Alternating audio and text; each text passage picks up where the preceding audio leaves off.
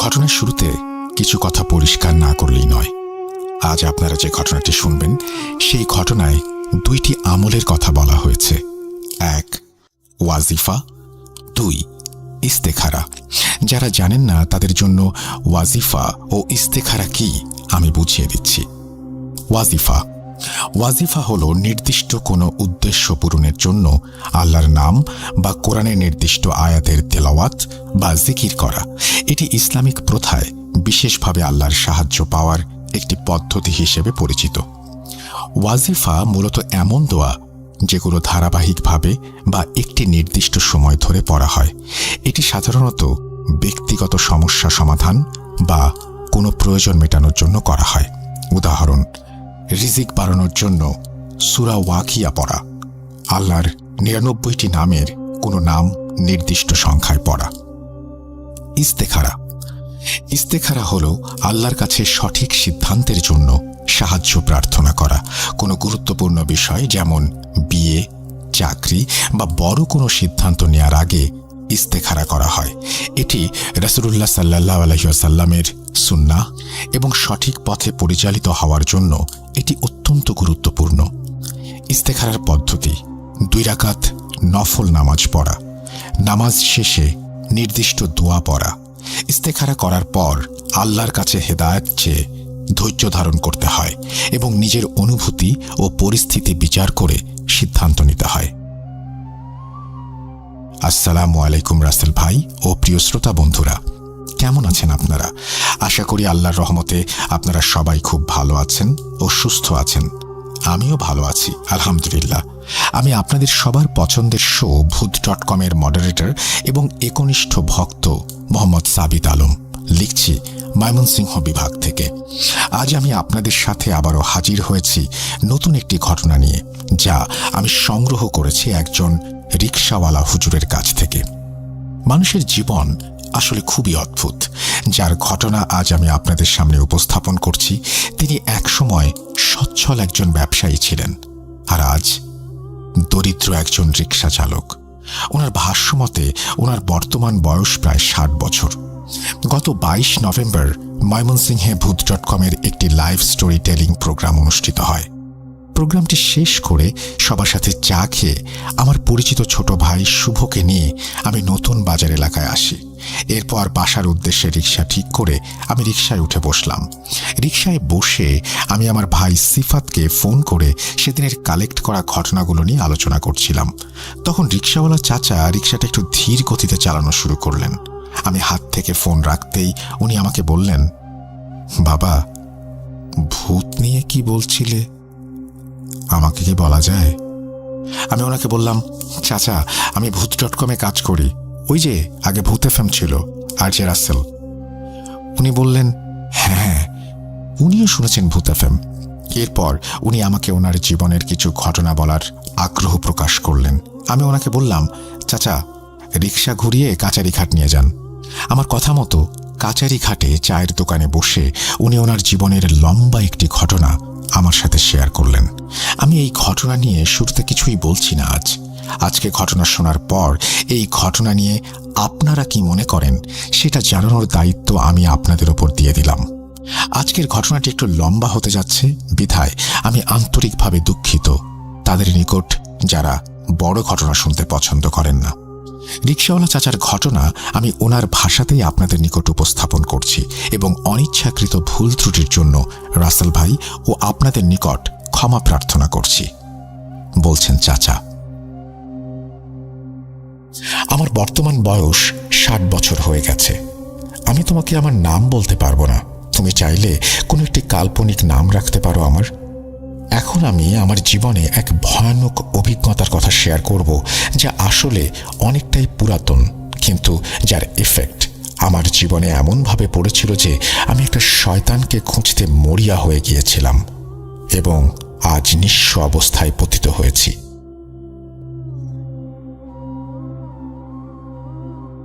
আমরা ছিলাম 3 ভাই এবং আমাদের খুবই আদরের একটা বোন ছিল, হায়েশা। আমরা কি খুব আধুনিক ছিলাম, কিন্তু কিন্তু যখন থেকে আমাদের বোনের ওপর সেই ভয়ানক ছায়াটির আবির্ভাব হয়, তখন থেকে যেন আমাদের সবার জীবনটা বদলে যেতে শুরু করলো। প্রথমে আমরা ভেবেছিলাম যে তার হয়তো কোনো মানসিক সমস্যা হচ্ছে বা সে মানসিকভাবে অসুস্থ হয়ে যাচ্ছে। আমরা প্রতিদিন নতুন নতুন ডাক্তার খুঁজে বের করতাম এবং তাকে নিয়ে প্রায় দিনই ভিন্ন ভিন্ন ডাক্তারের কাছে যেতাম। কখনো ডাক্তাররা তার কাউন্সেলিং করতেন, কখনো তাকে চিকিৎসার জন্য ওষুধ দিতেন, কিন্তু আয়েশার মাঝে কোনো পরিবর্তন স্পষ্ট হচ্ছিল না। শুরুতেই বলি আয়েশার সমস্যাগুলো আসলে কি ছিল। সে সময়গুলোতে আয়েশার মাথায় নানান ধরনের চিন্তা ঘুরপাক খাচ্ছিল।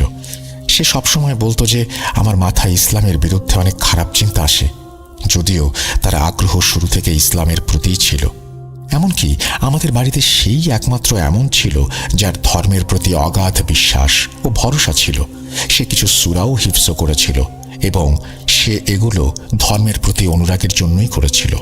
ধর্মের প্রতি অগাধ ভালোবাসা থাকার ফলে সে কোনো মাদ্রাসায় ভর্তি হয়নি এবং কোনো শিক্ষকও তাকে পড়াননি। সে নিজেই কোরআন পড়ত এবং পড়তে পড়তেই হিফজ করতে শুরু করে। যখন তার বয়স 17 বছর, তখন হঠাৎ একদিন উনি আম্মিকে জানালেন যে ওনার মাথায় ধর্মের বিরুদ্ধে নানান ধরনের খারাপ চিন্তা এবং এগুলো মাথার ভেতর সারাক্ষণ ঘুরপাক খাচ্ছে, যেগুলো সে উপেক্ষা করার চেষ্টা করে কিন্তু পারছে না। তার ভাষায় এমন কিছু একটা আছে যা প্রতিনিয়ত এই খারাপ চিন্তাগুলি তার মাথায় আরো বেশি করে চাপিয়ে দেওয়ার চেষ্টা করে। যেহেতু তার মাথায় এমন খারাপ চিন্তা আসতো, তাই সে ভাবত যে এই সমস্ত ভাবনার জন্য তার গুনাহ হচ্ছে। এই গুনাহ অনুভূতিগুলো তার ডিপ্রেশনের মাত্রা বাড়িয়ে দিতে থাকলো। যখন ডাক্তারদের কাছে তার অসুস্থতার কথা বলতাম, তারা বলতো এখন তাকে বেশি বেশি ব্যস্ত রাখুন, কারণ মানুষের মাথা যত বেশি খালি থাকে তত বেশি খারাপ চিন্তা আসে। কিন্তু আমরা ডাক্তারদের কি বলবো? এই কথা বলবো যে এই বেচারি তো সকাল থেকে রাত পর্যন্ত ব্যস্তই থাকে। তবে আয়েশার মতে তার মাথায় এই খারাপ চিন্তাগুলো মনে হয় কলেজ যাবার পর থেকেই আসে। তার ভাষ্যমতে সে যখন কলেজের ক্লাসরুমে ক্লাস করতে বসত, তখন থেকে তার মাথায় নাকি এসব চিন্তা এসে ভর করত। এরপর কলেজ শেষ করে যখন সে বাসায় ফিরে আসতো, সে আম্মির সাথে রান্নাঘরে কাজ করত, তখনও তার মাথায় এসব খারাপ চিন্তা ঘুরপাক খেত।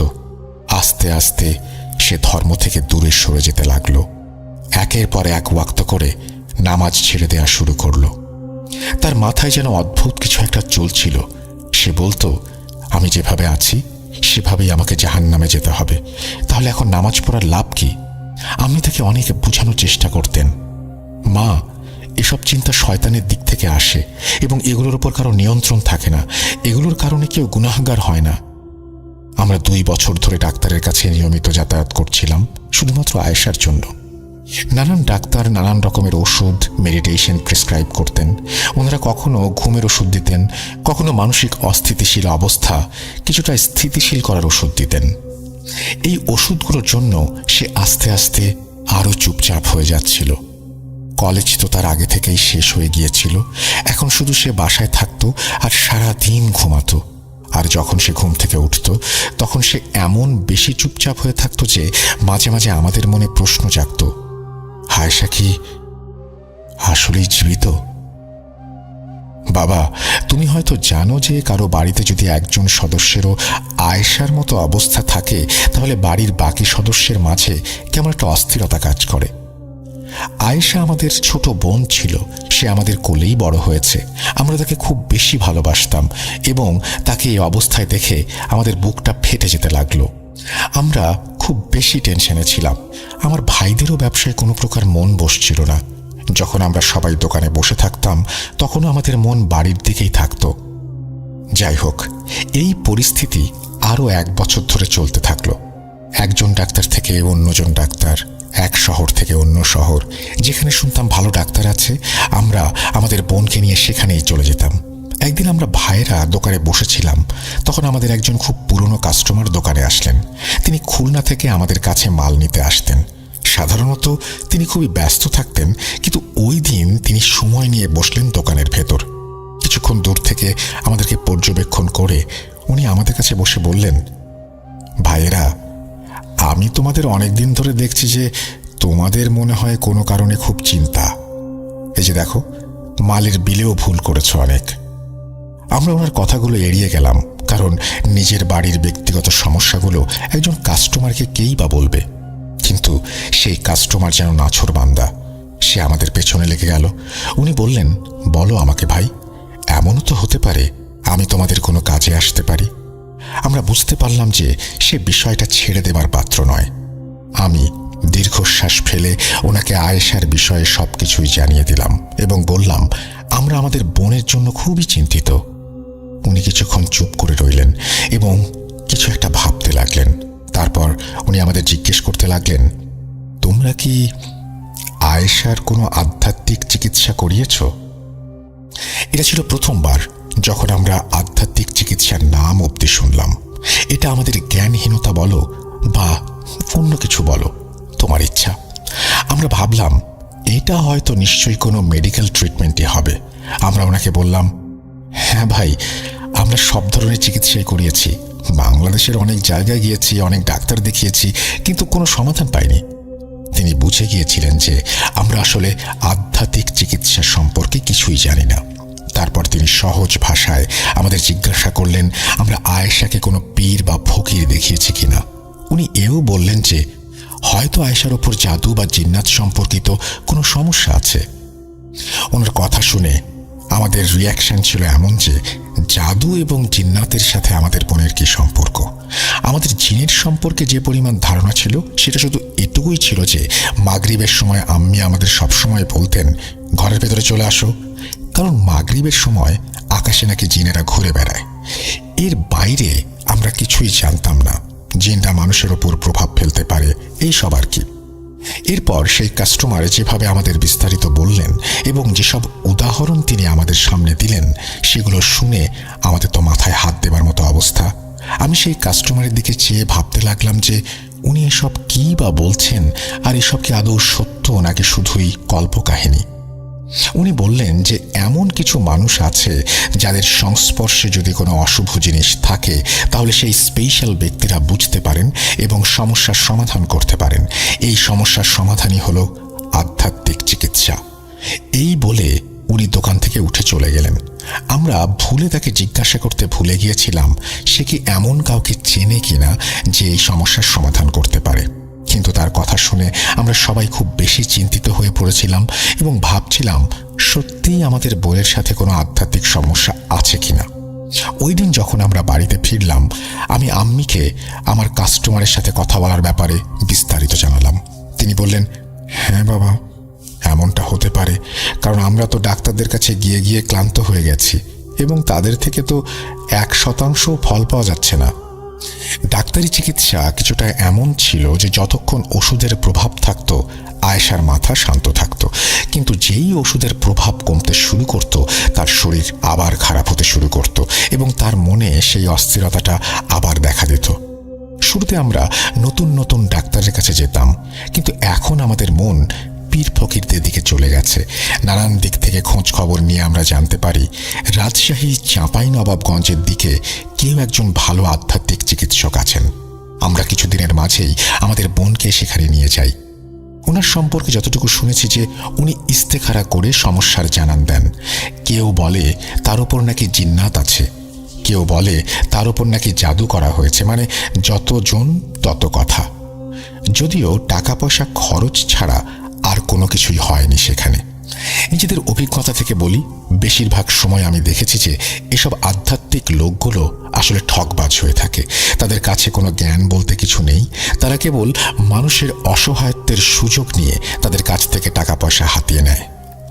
প্রথমে ডাক্তারদের কাছে আমাদের এত টাকা খরচ হয়েছে যে এখন আর পীর ফকিরদের কাছে লাখ লাখ টাকা খরচ হলেও আমাদের আফসোস থাকবে না যদি আমাদের আয়েশা সুস্থ হয়ে যায়। আমাদের টাকা নিয়ে কোনো চিন্তা ছিল না, চিন্তা ছিল শুধু আমার বোনের জন্য। আল্লাহ তাকে সুস্থ রাখুক। হয়তো আমাদের পরীক্ষার সময়টা বেশি ছিল, তাই যেই কাস্টমার আমাদের আধ্যাত্মিক চিকিৎসার পরামর্শ দিয়েছিলেন তিনি 1 বছর পর্যন্ত আমাদের দোকানে আর ফিরে আসেননি এবং আমরা তাকে ফোন করেও জিজ্ঞেস করতে পারিনি।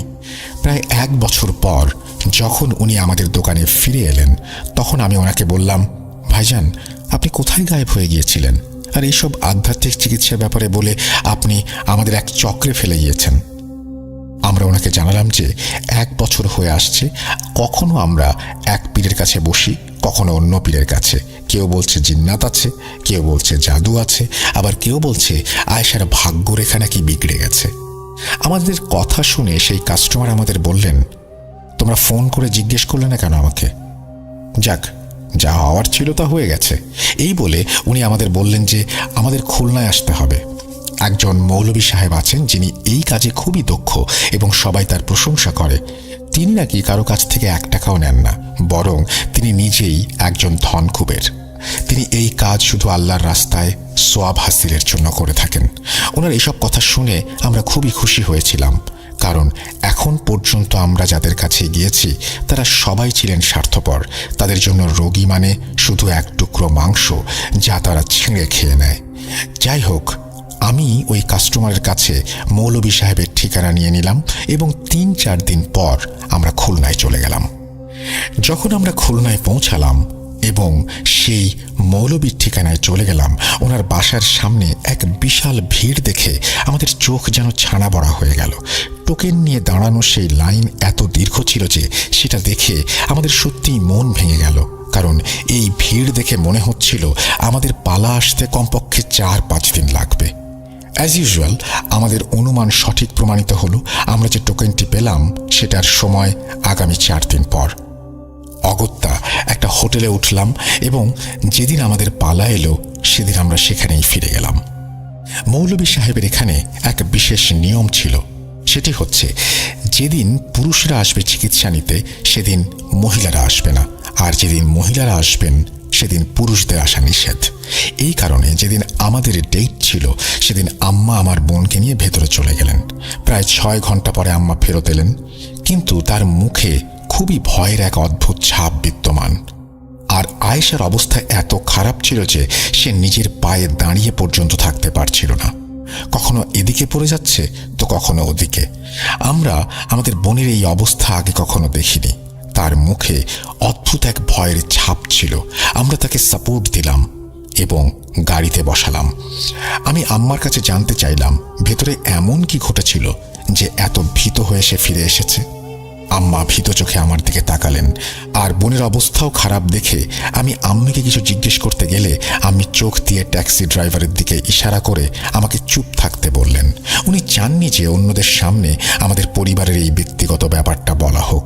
আমি মনে করলাম হোটেলে গিয়ে আরামসে কথা বলা যাবে। আমরা হোটেলে পৌঁছালাম। ফ্রেশ বা বিশ্রাম সবকিছু বাদ দিয়ে আমি আম্মির কাছে জিজ্ঞেস করলাম ওনার ভয়ের কি কারণ এবং আয়েশার এমন অবস্থা কেন। এরপর আম্মি যা বললেন সেটা শুনলে বাবা তুমি নিজেও সত্যি শিউরে উঠবে। আম্মি বলতে লাগলেন যে সেই মৌলভী সাহেব রোগীদের এক ধরনের আতরের গন্ধ নাকে নিতে বলেন। আতর শোকানোর পর যদি রোগীর ওপর কোনো সমস্যা থাকে তাহলে সেটা ধরা পড়বে। আয়েশার নাকে উনি সেই আতর লাগানোর কিছুক্ষণের মাঝেই তার ওপর শয়তান হাজির হয়ে যায়। তারপর সে মৌলভীর ওপর আক্রমণ করে এবং ওনার মুখে নিজের নখ দিয়ে মারতে থাকে আয়েশা। কিন্তু পরে মৌলভী সাহেব আয়েশাকে নিয়ন্ত্রণে নিয়ে এলেন এবং তার ওপর কিছু পানি ছিটিয়ে দিলেন। এরপর আয়েশা নিজের জায়গায় গিয়ে বসল। আমি বললেন এরপর আয়েশার মধ্যে থাকা একটি জিন কথা বলতে শুরু করলো। সে মৌলভী সাহেবের সাথে পুরুষালী কণ্ঠে কথা বলছিল। মৌলভী সাহেব সেই জিনটাকে নিয়ন্ত্রণ করার অনেক চেষ্টা করলেন, কিন্তু দুর্ভাগ্যবশত সেই জিন সেখান থেকে পালিয়ে গেল। এরপর মৌলভী সাহেব আম্মিকে বললেন 2 দিন পর আবার আসতে। আমি কথা শুনে যখন পেছনে ফিরে দেখলাম তখন আমাদের আয়েশা নিদ্রিত অবস্থায় ছিল। তার মুখে এক নিষ্পাপ আভা বিদ্যমান ছিল। তাকে দেখে আমি আল্লাহর কাছে দোয়া করছিলাম যেন আল্লাহ তার কঠিন সময়কে সহজ করে দেন। এই বেচারি এত কম বয়সে এত সমস্যা সহ্য করছে কিভাবে। আমরা 2 দিন পর আবার সেই মৌলভী সাহেবের কাছে ফিরে গেলাম। পরের দিনও ফিরে এসে আম্মি একই কথা বলেছিলেন যে আয়েশার উপরে জিন হাজির হয়েছিল, কিন্তু সেদিনও জিনটি পালিয়ে যেতে সক্ষম হয়েছে। 3য় দিনও একই ঘটনা ঘটল। এরপর একদিন মৌলভী সাহেবের কাছে আবার আয়েশার জন্য আমরা চিকিৎসা নিতে গেলাম। সেদিন আমি বাইরে দাঁড়িয়েছিলাম আম্মির অপেক্ষায়। আম্মি সেদিন বাইরে এলেন, কিন্তু একা। আমি দ্রুত ওনার কাছে এগিয়ে গেলাম এবং ওনাকে জিজ্ঞেস করলাম যে আয়েশা কোথায়। আম্মি বললেন তুমি ভেতরে এসো। আমি বললাম আম্মি আজ তো এখানে মহিলারা বসে আছেন, আমি মাঝখানে কিভাবে আসব? তিনি বললেন আমাকে নাকি মৌলভী সাহেব ডেকেছেন। আমি বিস্মিত ও চিন্তিত হয়ে আম্মির সাথে ভেতরে চলে গেলাম। আমি যখন ভেতরে গেলাম তখন দেখলাম মৌলভী সাহেব বসে আছেন, তার চারপাশে মহিলা রোগীদের ভিড়। আমার বোনও তাদের মাঝখানে বসা ছিল। তার অবস্থা দেখে আমিও ভয় পেয়ে গেলাম। তার চুল সামনের দিকে পড়ে আছে, তার মুখ এমনভাবে বাঁধা ছিল যেন সে তার জিভের মধ্যে কাউকে চেপে ধরে আছে। মৌলভী সাহেব হাসি দিয়ে আমাকে নিজের দিকে ডাকলেন। আমি তার কাছে এগিয়ে গেলাম।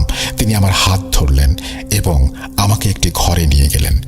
ঘরে গিয়ে তিনি একটি আলমারি খুললেন এবং সেখান থেকে কিছু জিনিসপত্র বের করতে লাগলেন।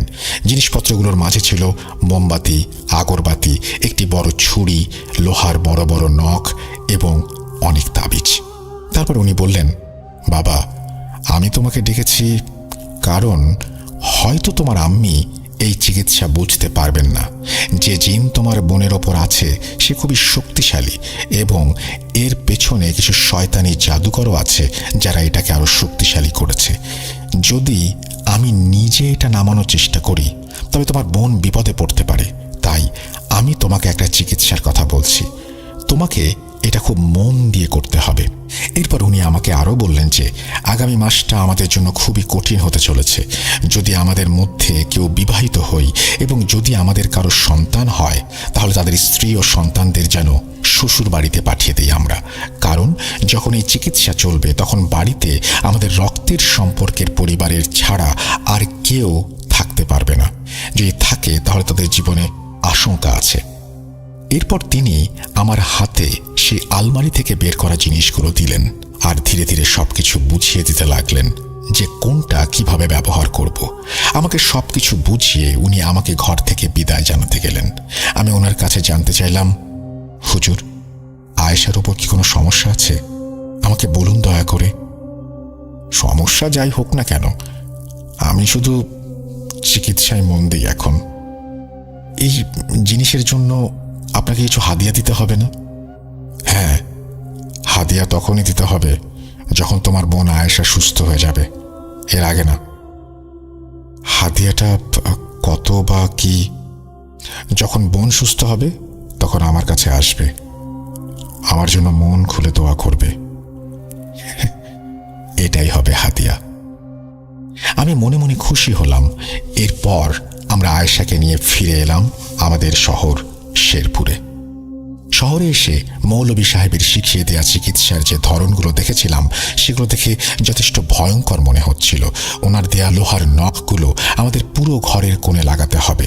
এছাড়া সাথে তাবিজও ছিল ঘরের কোণে লাগানোর জন্য, আর গলায় পরার জন্য কিছু তাবিজ দিয়ে দিয়েছিল।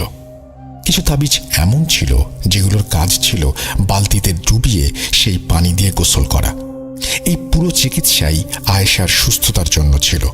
হুজুর যেই ছুরিটা আমাকে দিয়েছিলেন তার দুই পাশের অংশে কিছু আরবি অক্ষর লেখা ছিল। আমি তখন বাড়িতে একমাত্র বিবাহিত ছিলাম। আমার আর দুই ভাই ছোট ছিল তখন। আমি আমার স্ত্রী সন্তানদের শ্বশুর বাড়ি পাঠিয়ে দিয়েছিলাম হুজুরের কথা মতো।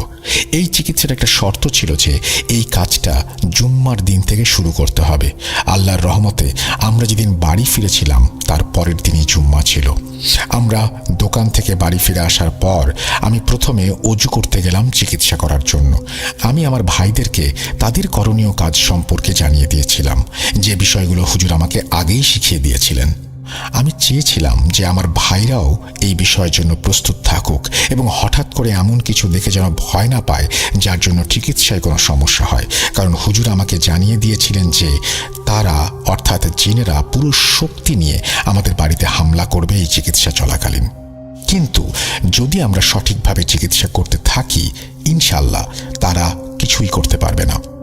হুজুর আমাকে একটা শর্ত দিয়েছিলেন যে এই চিকিৎসা আয়েশার জন্য আমাকেই করতে হবে। হুজুর আমাকে যা করতে বলেছিলেন সেসব আমি বললে তুমি নিজেই বুঝতে পারবে। প্রথমে মাগরিবের পর আমরা রুমে রুমে আগরবাতি জ্বালিয়ে দিলাম। আগরবাতি জ্বালানোর পর আমি আয়েশার মুখে এক অদ্ভুত চিন্তার ছাপ প্রত্যক্ষ করলাম। সে এক অদ্ভুত পুরুষালী স্বরে আমাকে বলল, তুমি এগুলো কেন জ্বালাচ্ছ ভাইয়া? এই বাড়িটা কি তুমি কবরস্থানে পরিণত করতে চাও? প্রথমত তার এরকম আচরণে অনেক অবাক হয়েছিলাম, কারণ সে আমাকে ভাইজান আর আপনি ছাড়া কথা বলতো না। এরপর আমি তাকে বোঝানোর চেষ্টা করলাম যে এটা হুজুরের চিকিৎসা, যার মাধ্যমে সে সুস্থ হয়ে যাবে। আমি তাকে বোঝালাম যে আমাদের মিলেমিশে কাজটা করতে হবে। আমার কথা শুনে সে নিজের ঘরের দিকে চলে যাচ্ছিল, এই বলতে বলতে যে, হুজুর তো পাগলই, আর তুমিও ওর কুসংস্কারের ফাঁদে পড়েছ। তুমিও পাগল। ওর কণ্ঠের স্বরটা খুব কঠোর ছিল। এখন আগরবাতি জ্বালানোর পরে যে কাজটা করতে হবে সেটা হলো তাবিজগুলোকে পানিতে ডুবানো। আমি সেই তাবিজগুলো পানিতে ডুবালাম। আশ্চর্যজনকভাবে বালতির পানির ভেতর থেকে ধোঁয়া বের হতে শুরু করলো। যে ধোঁয়াটা ঠিক তেমন ছিল যেমন গরম কিছু পানিতে ডোবালে শোঁ শোঁ আওয়াজ হয়ে একরকম ধোঁয়া বের হয়। আমি সেই তাবিজের পানি থেকে পানি নিয়ে এক গ্লাস ভর্তি করলাম এবং আয়েশার ঘরে চলে গেলাম। সতর্কতার জন্য আমি আম্মিকেও সঙ্গে নিলাম। যখন আমরা ঘরে ঢুকলাম তখন আয়েশা আরামে শুয়ে টিভি দেখছিল। আমরা একটা অজুহাত বানিয়ে ওর ঘরের ভেতরে গিয়েছিলাম। আমি চাইছিলাম না যে সে জানুক এটা তাবিজের পানি। আমি পানি ভর্তি গ্লাসটা তুলে টেবিলে রেখে দিয়ে বললাম, এটা খাও। সে গ্লাসটা তুলে ভেতরে দেখতে লাগলো। তারপর হেসে আমার দিকে তাকিয়ে বলল, তুইও ওই বাবার কথায় নাচছিস? যদি ওই বাবার এত জ্ঞানী থাকতো তাহলে আমাকে আগে কেন বের করলো না? তুই যেমন চোরের মতো আমাকে পানি খাওয়াতে এসেছিস, তেমন চোরের মতো হুজুর তোদেরকেও আমার সাথে লড়াই করতে পাঠিয়েছে। যখন আমি তার সামনে ছিলাম তখন সে কিছুই করতে পারেনি, আর তার দেওয়া তাবিজ আর মোমবাতি আমার কি ক্ষতি করবে? এই কথা বলে আয়েশা সজোরে হাসতে লাগলো আর বালিশে মাথা হেলিয়ে শুয়ে পড়ল। তার কথা শুনে আম্মিও খুব ভয় পেয়েছিল, আর আমি যেন ভেতরে ভেতরে কাঁপছিলাম। তারপর আমি বললাম, আচ্ছা পানিটা তো খাও। আমার কথা শুনে সে গ্লাস তুলে এক নিঃশ্বাসে সব পানি খেয়ে ফেলল। তারপর বলল, তোরা যা খুশি কর, আমি ওর পিছু ছাড়ব না। আর যদি তোরা আমাকে আলাদা করার চেষ্টা করিস তাহলে তোরা সবাই এই কাজের জন্য ক্ষতিগ্রস্ত হবি। ঘরের সবাইকে মেরে ফেলার আগে এই মেয়েটাকে কষ্ট দিয়ে তোদের চোখের সামনেই মারব। আয়েশার সব কথা শুনে আম্মি বেচারি কাঁদতে শুরু করলেন, আর আমি অনেক বেশি ভয় পেয়ে গেলাম। আমি আয়েশার দিকে চিৎকার করে বললাম, তুই আসলে কে? আয়েশা তোর কি ক্ষতি করেছে? সে হঠাৎ আমার দিকে তাকিয়ে বলল, ভাইজান কি হয়েছে? আপনি এরকম করে বকছেন কেন? কথা বলছেন কেন এভাবে? আর আম্মি কেন খাচ্ছে?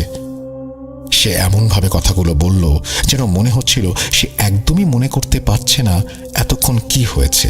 এক সেকেন্ড আগেও সে কি বলেছিল কিছুই তার মনে নেই। যাই হোক, এটাই চিকিৎসার প্রথম দিন ছিল এবং প্রথম দিনেই এত কিছু হয়ে গেল।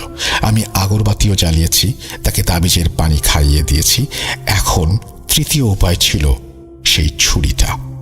ছুরিটার কাজ ছিল এমন যে ওই ছুরিটা আয়েশার পুরো শরীরের চারপাশে ঘোরাতে হবে। তারপর সেই ছুরিটা মোমবাতির আগুনে গরম করতে হবে। কিছুটা ভয় পাচ্ছিলাম বিধায় আমি ছুরিটা আম্মির হাতে দিলাম, আর আমার বোন আম্মির কাছে এসে বিদঘুটে হাসি দিয়ে বলল, ছুরিটা আমাকে দাও, আমি নিজেই শরীরে ঘুরিয়ে নেব।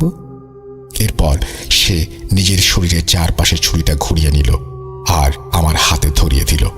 আমি সেই ছুরি নিয়ে বাইরে চলে এলাম, মোমবাতি জ্বালালাম এবং আগুনে ছুরিটা গরম করতে শুরু করলাম। সেদিন যেভাবে আস্তে আস্তে ছুরিটা গরম হচ্ছিল, আমার কাঁধে যেন আস্তে আস্তে কিছু একটার চাপ বাড়ছিল। মনে হচ্ছিল যেন আমি আমার কাঁধে অনেক বেশি ভারী কিছু তুলে ফেলেছি। প্রথমে তো আমি কষ্টটা সহ্য করলাম, কিন্তু যখন আমার সহ্য শক্তি শেষ হয়ে গেল তখন আমি ফ্লোরে হাঁটু গেড়ে বসে পড়লাম। কিন্তু আমাকে আয়েশার জন্য এই আমল তো সম্পূর্ণ করতেই হবে। তারপর আমার কাঁধের চাপ এতই বেড়ে গেল যে আমার হাঁটুও জবাব দিয়ে দিল। কিন্তু যেভাবেই হোক অবশেষে আমি সেই আমল সম্পন্ন করতে সক্ষম হলাম। এখন 3টি আমল হয়ে গেছে, আর বাকি ছিল একটি, সেটা ছিল গোসল। আমি আম্মিকে সাথে করে তাবিজগুলো নিয়ে যখন আমার বোনের ঘরে পৌঁছালাম তখন আমার বোন বিছানা থেকে উঠে এসে এক অদ্ভুত হাসি দিয়ে আমার কাছে এলো এবং আমার কাঁধে হাত রেখে বলল, অনেক কষ্ট হলো তোর, তাই না? আয়েশার কথা শুনে আমার মাথা যেন ঘুরতে শুরু করলো, কারণ আমার কাঁধে চাপ দেওয়া হচ্ছিল আর আমি কাউকে এই বিষয়ে কিছু বলিনি, বরং মনে করেছিলাম বেশি সময় দাঁড়িয়ে থাকার কারণে কাঁধে ব্যথা হচ্ছে। কিন্তু আমার বোন নিশ্চিত করে বলেছিল যে যে চাপটা আমার কাঁধে পড়েছিল সেটা অনেক বেশি ছিল। আমি আয়েশার বাথরুমে গিয়ে বালতিতে তাবিজগুলো রাখলাম এবং বললাম, আয়েশা তুমি গোসল করো এবার। আমি আম্মিকে রুমের ভেতরে বসিয়ে দিয়ে বাইরে চলে এলাম। একটা জিনিস আমার মাথায় কোনোভাবেই ঢুকছিল না যে আয়েশা কোনো চিকিৎসা করতেই অস্বীকৃতি জানাচ্ছিল না। আসলে যে জিন্নাত তার ওপরে ছিল সে আমাদের দেখাতে চাইছিল যে এই চিকিৎসা তার কোনো ক্ষতিই করতে পারবে না।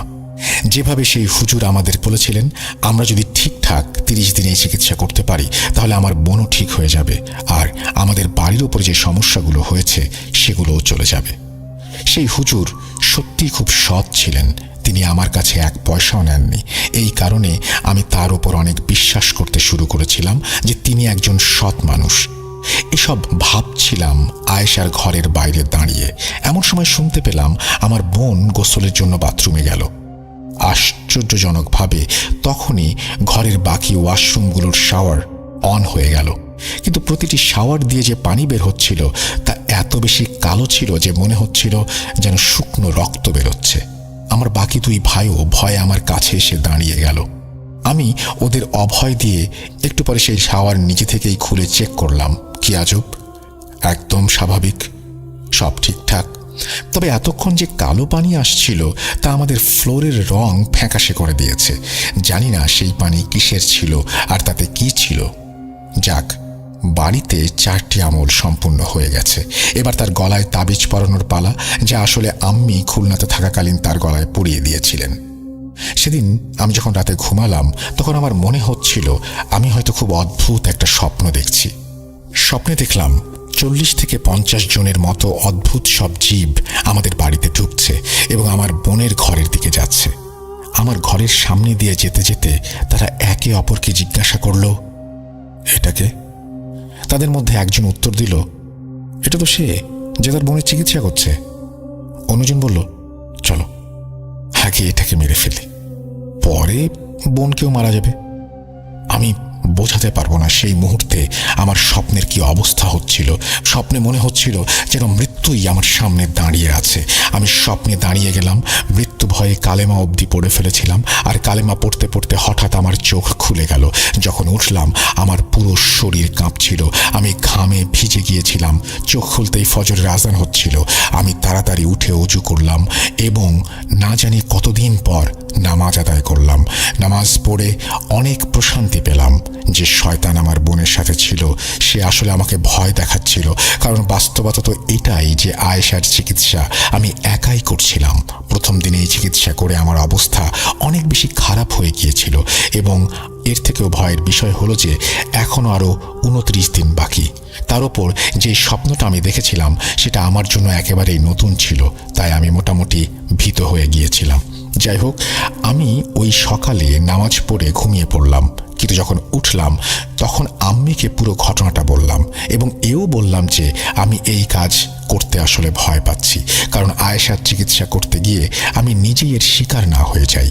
মা তো মাই, সব সন্তানের প্রতি মায়ের ভালোবাসা, তাই তিনি আমার কথা ভেবে চিকিৎসার ভার তার নিজের হাতে নিলেন এবং আমাকে বললেন যে আজ থেকে সব কিছু তিনিই করবেন।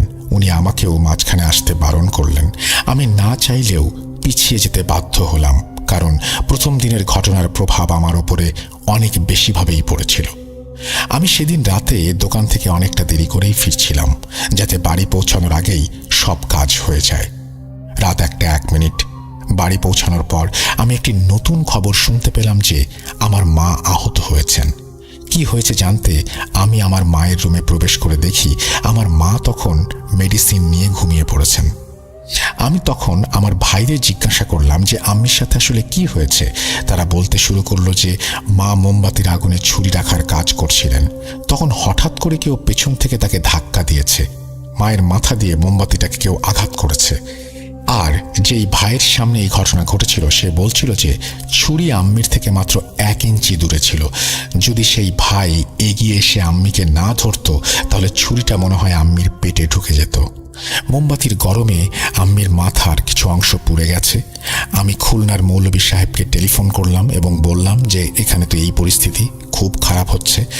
হুজুর আমাকে বকতে লাগলেন, আমি তো তোমাকে বলেছিলাম যে এই চিকিৎসা করতে, তোমাকে করতে হবে, তুমি কেন এটা তোমার মাকে দিয়েছ? যদি আমি তোমার মায়ের মাধ্যমে চিকিৎসা করাতাম তাহলে আমি তোমাকে ভেতরে ডাকলাম কেন? আমি লজ্জিত হয়ে হুজুরের কথা শুনছিলাম।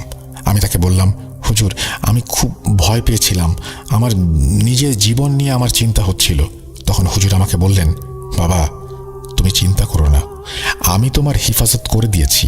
ওইসব জিনিসগুলো তোমাকে ভয় দেখাতে পারে, কিন্তু তোমার কোনো ক্ষতি করতে পারবে না। যখন হুজুর আমাকে সাহস দিলেন, তখন আমার মধ্যে কিছু সাহস জন্ম নিল। আমি মনে মনে ঠিক করে নিয়েছিলাম যে যতগুলো আমল করতে হবে আমি নিজে আমার বোনের জন্য করব। পরের দিন আমি দোকান থেকে তাড়াতাড়ি বাসায় চলে এলাম।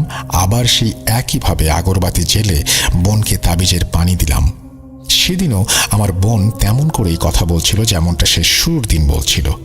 আমার আমল যখন প্রায় শেষ, তখন হঠাৎ করে আমার আম্মির গলা ভেসে এলো, বাবা তাড়াতাড়ি ভেতরে আয়, রান্নাঘরে আগুন লেগেছে। আমি সে আমল অসম্পূর্ণ রেখেই রান্নাঘরে দৌড়ে গেলাম, কিন্তু রান্নাঘরে তো কোনো আগুনও দেখলাম না, আম্মিকেও না। তখন আমি আয়েশার ঘরের দিকে এগোলাম। ওখানে আম্মি শুয়েছিল। আমি আম্মিকে জিজ্ঞেস করলাম যে উনি আমাকে ডেকেছিলেন কিনা। আম্মি এক কথায় উত্তর দিলেন, না। এরপর আয়েশা হাসতে লাগলো। আমি বেশ ভয় পেয়ে গেলাম। সে আমাকে বলল যে আম্মির গলায় ওই আওয়াজ নাকি আমাকে সেই দিয়েছিল। তারপর আমি আবার আমলের কাজগুলো মন দিয়ে করলাম এবং কাজ সম্পূর্ণ করলাম। এখন যদি ছোট ছোট ঘটনাগুলো বলতে থাকি তাহলে এই ঘটনা অনেক বেশি লম্বা হয়ে যাবে। সবাই হয়তো একটা জিনিস বারবার শুনে বিরক্ত হয়ে যাবে, কারণ প্রতিদিনই প্রায় একই রকম ঘটনা ঘটছিল। আমি যখন আগরবাতি জ্বালাতাম কেউ তা নিভিয়ে দিত, আর যখন মোমবাতি জ্বালাতাম কেউ মোমবাতি নিভিয়ে ফেলত। আয়েশার ওপর জিন্নাতটি হাজির হলে সে হুজুরকে গালিগালাজ করত। এখন আমি যা বলতে যাচ্ছি তা হলো 8টি বড় ঘটনা যা এই চিকিৎসার সময় আমাদের সাথে ঘটেছিল। আমি যে ঘটনাটি বলছি সেটা খুবই ভয়ানক প্রভাব ফেলেছে আমার জীবনে। প্রথম ঘটনা আমার সাথে ঘটেছিল যখন আমি একটা মোমবাতির ওপর ছুরি দিয়ে দাঁড়িয়েছিলাম। হঠাৎ মনে হলো পেছন থেকে কেউ আমার কাঁধে হাত দিয়েছে আর আমাকে পেছনের দিকে টেনে নিয়ে যাচ্ছে। আমি কিছু বুঝে ওঠার আগেই ছুরি আমার হাত থেকে পড়ে গেল, আর আমিও পেছনে ছিটকে পড়লাম। মাথায় আঘাত পেলাম। যখন দেখলাম সেটা ছিল এক ছোট ভাই। আমার এই ভাইটা তুলনামূলকভাবে অনেকটা দুর্বল। সে সামান্য একটা মিষ্টির জার খুলতে আমার সাহায্য নিত। সে আমাকে কাঁধে করে পেছনে ফেলে দেবে, এত জোর কিভাবে তো শক্তি এলো তার ভেতর। সে আমাকে ফেলে দিয়ে নিজের হাতে সেই ছুরি তুলে নিল এবং আমার উপরে হামলা করতে লাগলো। সে আমাকে ছুরি দিয়ে মারার চেষ্টা করছিল। আমি তার হাত ধরেছিলাম, আর হাতের শক্তি এত বেশি ছিল যে আমার মনে হচ্ছিল আমি বেশিক্ষণ তাকে আটকে রাখতে পারবো না। আমার অন্য ভাই, যে তখন অন্য ঘরে ছিল, আমার আওয়াজ শুনে সে দৌড়ে বেরিয়ে এলো। সে আমার ছোট ভাইকে ধরে টেনে নিল, কিন্তু আমার ছোট ভাই তারও নিয়ন্ত্রণে আসছিল না। আমার আম্মু এবং মেজো ভাই মিলে আমার ছোট ভাইকে ধরে আটকে ফেললেন। আমি কোনো রকমে জান বাঁচিয়ে নিজের ঘরে গিয়ে শুয়ে পড়লাম। বাড়ি থেকে শুনতে পাচ্ছিলাম আয়েশার হাসির আওয়াজ। সে বলছে যে, তোমার হুজুর তো বলেছে তোমার কিছু হবে না, সে তো তোমার হেফাজত করে দিয়েছে, কিন্তু ভাই আজ তো তুমি মরতে মরতে বাঁচলে। আমি ওই রাতে আবার হুজুরকে ফোন করে বললাম, আপনি তো বলেছিলেন যে আপনি আমার হেফাজত করে দিয়েছেন, কিন্তু আজ তো আমাকে সে মারতে চেয়েছিল। হুজুর বললেন, এই হেফাজত মানে হচ্ছে যে ওই জিনিসগুলো নাকি আমার ওপর সরাসরি আক্রমণ করতে পারবে না। এই কারণে নাকি সে আমার ওপর আক্রমণ করতে আমার ভাইকে ব্যবহার করেছে। উনি এও বললেন যে আমি যেহেতু আমল করছি, যখন আমল করব তখন আমাকে একটু সাবধান হতে হবে, আর আমার ভাইদের ওপরেও যেন আমি একটু নজর রাখি। এই ঘটনার পরে কিছু ছোটখাটো ঘটনা ঘটতে থাকে। তারপর আরেকটা খুবই বিপজ্জনক ঘটনা আমার সাথে ঘটে। যেদিন আমি ছুরি দিয়ে আমল করলাম, সকালে যখন আমি উঠলাম তখন আমার পায়ে কিছুটা ব্যথা অনুভব করলাম। যখন আমি প্যান্টের এক পা ওপরে তুললাম, আমি দেখলাম আমার ডান পায়ে 2-3টা কাটা দাগ। কাটা দাগগুলো খুব গভীর ছিল এবং সেখান থেকে রক্ত বেরোচ্ছিল। আমি দৌড়ে ওয়াশরুমে গেলাম এবং আমার ক্ষতস্থান পরিষ্কার করলাম। যখন কাপড় বদলে ওয়াশরুম থেকে বের হলাম তখন টেলিফোনে আমার স্ত্রীর ফোন এলো। আমি কল ধরতেই সে বলল, আমাদের ছেলের পায়ে 2-3টা কাটা দাগ হয়েছে। নিজের সীমা পর্যন্ত তো ঠিক ছিল, কিন্তু এটা কিভাবে সম্ভব যে আমার ছেলের পায়েও কাটা দাগ আসবে? ছেলের কথা শুনে আমি নিজের ক্ষতের কথা ভুলে গেলাম। সোজা দৌড়ে শ্বশুর বাড়ি চলে গেলাম। আমরা যখন বাচ্চাকে নিয়ে হাসপাতালে পৌঁছালাম তখন ডাক্তার জখম দেখে অবাক হয়ে গেলেন এবং জিজ্ঞাসা করতে লাগলেন, ছুরি দিয়ে এভাবে কে কেটেছে? এই কাঁটাগুলো নাকি ছুরি দিয়ে করা। হয়তো কেউ ছুরি দিয়ে আঘাত করেছে আমার ছেলেকে, না হয় আমার ছেলে নাকি নিজেই করেছে। ডাক্তার হয়তো ভেবেছিল আমরা খুব কেয়ারলেস, নিজের ছেলের খেয়াল রাখতে পারি না এমন বাবা মা। ডাক্তার পুলিশকে ফোন করে দিল, তারপর পুলিশ এসে আমাদের থানায় নিয়ে গেল। তারপর কি হলো, আমরা কিভাবে ছাড়া পেলাম, সেটা আলাদা গল্প, যার সম্পর্ক এই ঘটনার সাথে নেই। আর আমি এসব বিষয়ে কথাও বলছি না। যখন আমরা বাড়ি ফিরলাম আমি খুব চিন্তিত হয়ে পড়েছিলাম। আমি আম্মিকে বললাম, আম্মি এই চিকিৎসা ছেড়ে দেই, কারণ আমার মনে হচ্ছিল যে 30 দিনে আয়েশা ঠিক হবে কিনা জানি না, তবে আমাদের কারো বিরাট একটা ক্ষতি হয়ে যাবে। আম্মি বুঝতে পারলেন এটা তো দুনিয়ার পরীক্ষার ব্যাপার, আমাদের এগুলো থেকে ভয় পাওয়ার দরকার নেই। আমি যেন আল্লাহর উপর ভরসা রাখি আর এই কাজটা শেষ করি। উনি আয়েশার দিকে একটু তাকাতে বললেন, যদি আমরা চিকিৎসা নিতে পিছিয়ে যাই তাহলে এই মেয়েটার জীবনটাই নষ্ট হয়ে যাবে, ওর ভবিষ্যৎ কি? আমি আম্মিকে বললাম, ওনার কথা পুরোপুরি সঠিক, আমিও তো সবার সামনে এই কাজটা করছি, কিন্তু এখন পরিস্থিতিটা এমন, আমার বাচ্চার ক্ষতি করতে আসছে এরা। আম্মি বললেন উনি হুজুরের সাথে রাতে কথা বলবেন, তারপর দেখা যাবে উনি কি বলেন। আম্মি রাতে হুজুরকে ফোন করলেন। উনি হুজুরকে জিজ্ঞাসা করলেন কিভাবে ওনার ছেলে এবং নাতির সাথে এই ঘটনা ঘটেছে। হুজুর এটা শুনে কিছুক্ষণ ভাবলেন এবং আম্মিকে বললেন যে আম্মি যেন সকালে ওনাকে ফোন করেন। সকালে ফোন করার পর হুজুর বললেন যে তিনি কিছু তাবিজ পাঠাচ্ছেন এবং আমাদের সবাইকে সেটা গলায় পড়তে হবে। পরের দিন তাবিজ এসে গেল এবং আমরা সবাই সেটা পরে নিলাম। তৃতীয় ঘটনা হলো, একদিন আমার বোন আমার কাছে এসে বলল, ভাইজান আমাকে মাফ করে দিন, আপনি তো আমার চিকিৎসা করছেন আর আমি আপনার সাথে কেমন আচরণ করছি। আয়েশার এই কথা শুনে আমার যেন চোখে পানি চলে এলো। আমার মনে হচ্ছিল যেভাবে যেমন চিকিৎসা চলছে আমাদের বোনটাও ধীরে ধীরে সেভাবেই ভালো হয়ে যাচ্ছে। তাহলে আমি আমার বোনকে বললাম, ভয় করো না, আমি জানি এসব কিছুতেই তোমার কোনো দোষ নেই, তাই তুমি এসব কিছু নিয়ে চিন্তা করবে না, শুধু আল্লাহর কাছে দোয়া করো যেন আল্লাহ তাআলা তোমাকে এই পরীক্ষা থেকে মুক্তি দেন, আমিন। সে তাই বলল, না ভাই আপনার কথা ঠিক, কিন্তু আমি চাই যে আপনি আমাকে মাফ করে দেন। আমি তাকে বললাম যে তার এমন অসহায় অনুভূতির কারণ কি।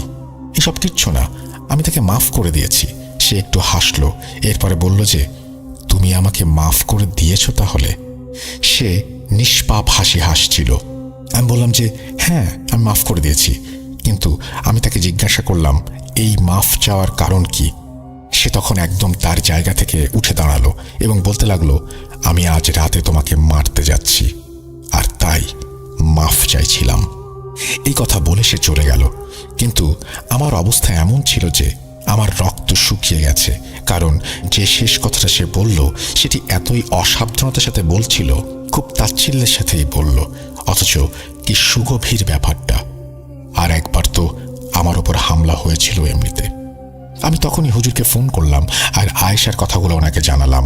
উনি আমাকে অভয় দিয়ে বললেন আমি যেন ভয় না পাই, কারণ আল্লাহ আমার সাথে আছেন আর উনিও আছেন সাহায্যের উসিলা হয়ে।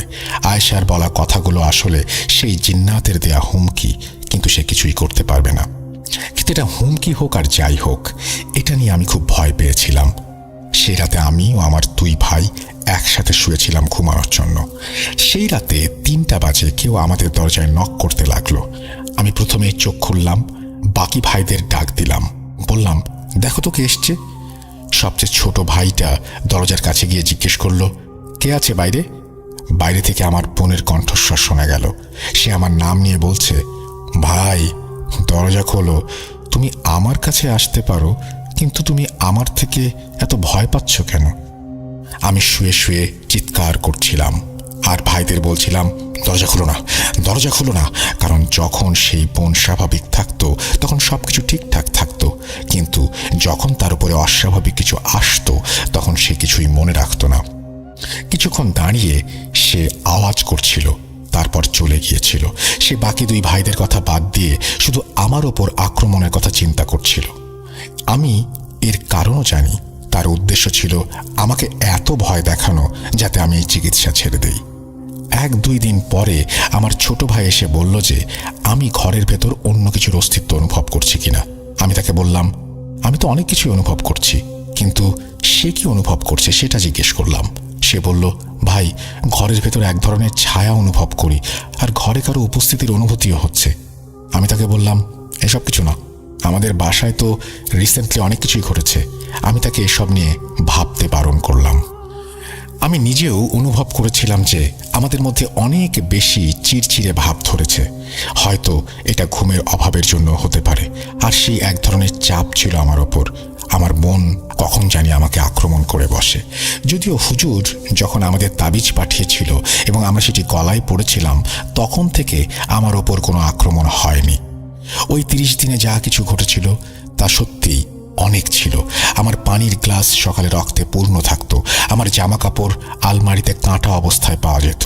আমি এমন স্বপ্ন দেখতাম যে আমাকে অ্যান্টি ডিপ্রেশন ট্যাবলেট খেতে হতো।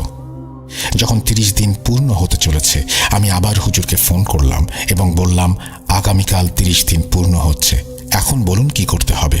হুজুর বললেন, বাবা, কাল শেষ দিন, কাল তোমার আমল সম্পূর্ণ করতে হবে। তারপর যত তাবিজ, মোমবাতি এবং ছুরি তোমার কাছে আছে সবকিছু পরের দিন ফজরের আগে আগে কবরস্থানে দাফন করতে হবে। কারণ তুমি যে 30 দিন এই কাজ করতে পরিশ্রম করেছো সেটা আসলে কিছুই নয়।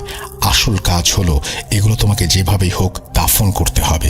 আর এই কাজে এই জিন্নাত অনেক ধোঁকা দেওয়ার চেষ্টা করবে এবং এমন কিছুও ঘটতে পারে যা তুমি বুঝতে পারবে না। যদি তুমি ফজরের আগে এই জিনিসগুলো কবরস্থানে না পতো, তাহলে বুঝে নেবে আমরা এই কাজে ব্যর্থ হয়ে গেছি। এখন আমি যেহেতু অনেক কিছু দেখেছি, সেহেতু আমার জন্য এটা কি আর কঠিন কাজ ছিল। আমি ভেবেছিলাম 2 ভাইকে নিয়ে যাব এবং ফজরের আগে এই কাজগুলো করে ফেলবো, পুঁতে দিয়ে আসবো সবকিছু কবরস্থানে। সেই সন্ধ্যায় আমার স্ত্রীর ফোন এলো, তুমি কি ভুলে গেছো যে আজ আমাদের ছেলের জন্মদিন? বউয়ের কথা শুনে আমারও মনে পড়ল যে আজ ছেলের জন্মদিন। এই টেনশনের কারণে আমি তো সবকিছুই ভুলে গিয়েছিলাম। আমার স্ত্রী বলেছিলেন যে দূরে থাকতে আমার ছেলের খুবই সমস্যা হচ্ছে, আর আজও সে আমার সাথে দেখা করতে চেয়েছে। আজ তো তার জন্মদিন, তাই কিছু উপহার ইত্যাদি নিয়ে আসতে এবং কেক কেটে তার আনন্দ যেন আমি বাড়িয়ে দেই, সেই জন্য তিনি অনুরোধ করলেন। কিন্তু আমার তো একদমই মন চাইছিল না এই সব কিছু করতে। এই 30 দিনে আমার অর্ধেক প্রাণ বেরিয়ে গেছে। যদি বোনের প্রতি ভালোবাসা না থাকতো, তাহলে আমি মরে গেলেও এই কাজটা করতাম না। তবু আমি আমার স্ত্রীকে বললাম, যদি সম্ভব হয় তাহলে চলে আসবো, কারণ আজ তো কবরস্থানে যেতে হবে, এই বিষয়গুলো সমাধানও করতে হবে। এই বলে আমি ফোন রেখে দিলাম।